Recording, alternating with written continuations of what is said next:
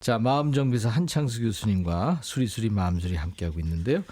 여러분들이 주신 고민 사연을 첫 번째 만나볼 텐데 과연 어떤 얘기일까요? 들어보시죠.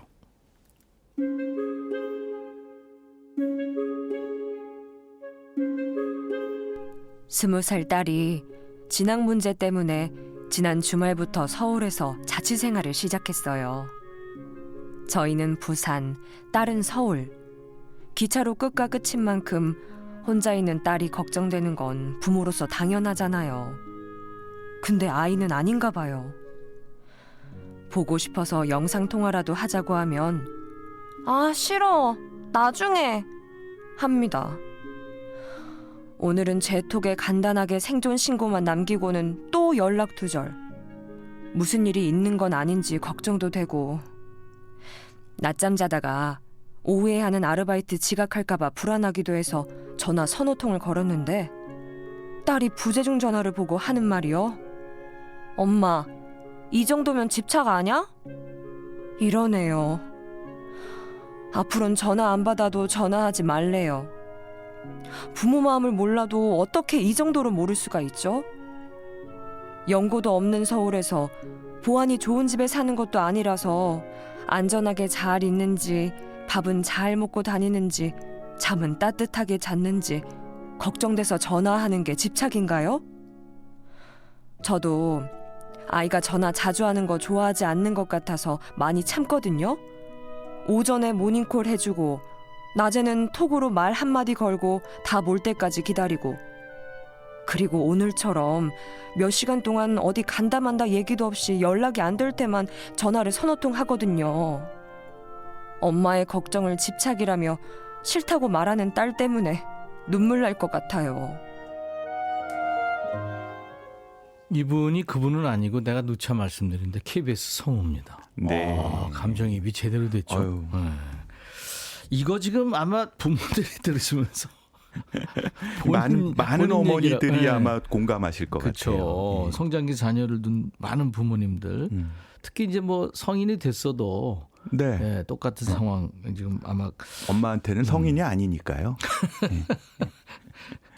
근데 엄마 입장에서는 걱정이고 사랑이고 당연히 이제 모든 스케줄을 알아야 되고 있는데 딸 입장에서는 이게 집착이고. 그렇죠. 팩트 체크 상에는 이게 집착인지 아닌지 좀 생각해 봐야 될 것 같아요. 오전에 모닝콜, 낮에는 톡으로 한마디 걸고 기다리고 몇 시간 동안 연락 없으면 연락될 때까지 전화 서너 통.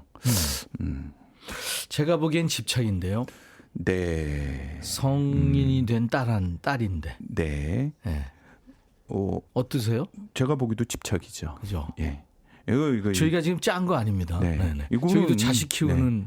부모 입장이고요. 이거 엄마가 친구 없어서 그럴 가능성이 되게 많아요. 그러니까 오전에 모닝콜까지 해주고 낮에는 톡으로. 네. 그다음에 답이 올 때까지 기다리고 또 안전하게 지금 잘 있는지 연고가 없고 이제 그러니까. 연고가 왜 없어요? 밥은 잘 먹고 다니는지 잠은 따뜻하게 잤는지. 가서 입학 첫날 연고 수십 명 생겼어요. 네.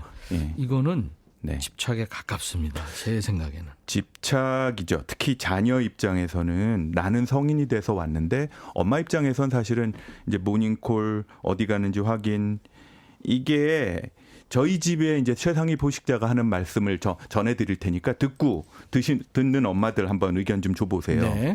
늘 하는 말이 아이들은 날아가는 새다. 다리에 날개에 힘없을 때만 어깨 위에서 모이 쪼아 먹다가 힘 생기면 날아가니까 날아가게 둬야 된다. 내 말이. 네. 예. 그러니까 안 그러면 집착한다는 얘기 들으니까 그냥 저녁에 자기 전에 밤중에 생존 확인. 지금 집에 왔어요 정도만 확인하는 게 자기가 할 몫이다라고 늘 얘기를 합니다. 그러긴 하는데 이 최상위 포식자도 어쩔 때는 아들이 전화 안 하면 전화 받을 때까지 전화하는 경우가 가끔 있더라고요. 특히 선배들하고 술 먹는다 그런 날. 아유, 그럼요. 부모 입장에서 걱정 아니 자식이 60, 70대도 걱정이죠. 걱정인데 네. 그게 걱정한다고 그 친구가 느끼는 게 없습니다. 그러니까 놔두세요. 글쎄, 뭐 섭섭할 때도 있어요. 저희 모친이나 아마 그 백디디 모친께서도 그랬겠지만 지금도 늘 하시는 말씀이 난 너한테 전화 한 통 한 적 없다. 난 너한테 공부하라는 얘기 한 적 없다. 그러시는데 사실은 그게 좀 섭섭할 때도 있거든요.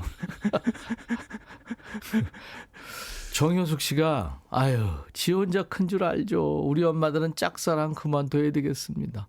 고희정 씨도 내려놓으셔야 돼요. 박묘숙 씨도 그냥 두는 게 좋을 듯. 박현 씨군요. 따님을 믿으세요.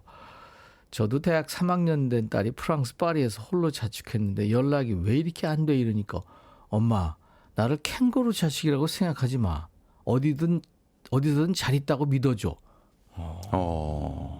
어차피 그냥 믿어주지 않으면 빠져나갈 길은 얼마든지 있습니다. 얼마 전에 저희 집 20대 딸이 여자친구들하고 어딜 놀러 간대요. 그래서 저는 걱정되니까 야 가기 전에 그러면 친구들 모인 자리에서 열차 앞에서 단체 사진이라도 한번 찍어서 보내주고 가라.